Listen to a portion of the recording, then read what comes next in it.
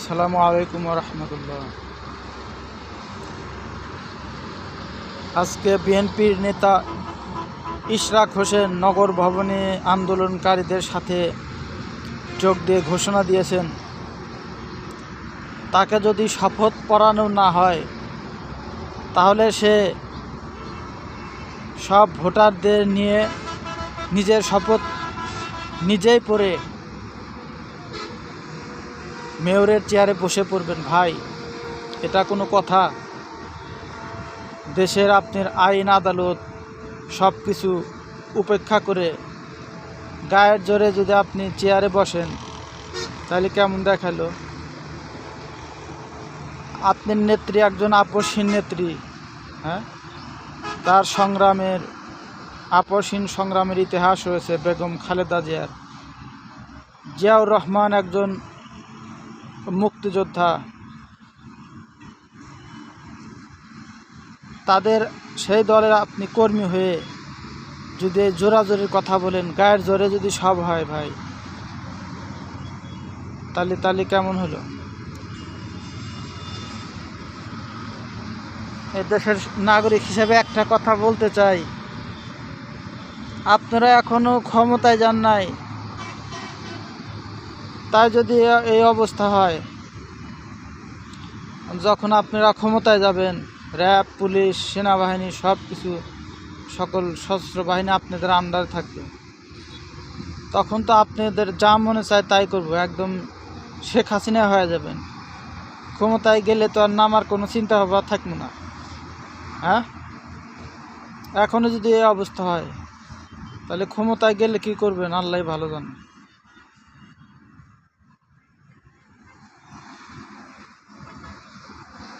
তাই দেশবাসীকে বলবো, অবশ্যই এরকম একজন উচ্ছৃঙ্খল নেতা ইশরাক হোসেন যে কথা বলেছেন, এর প্রতিবাদ জানাই আমি।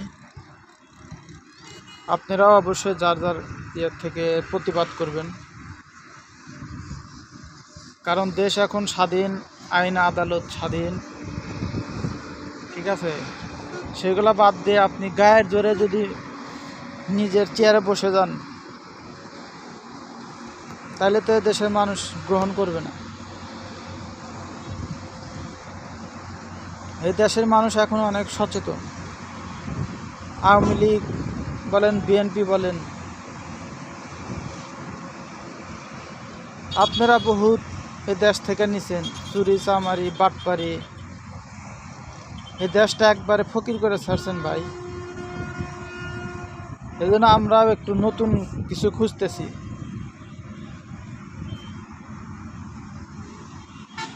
অবশ্যই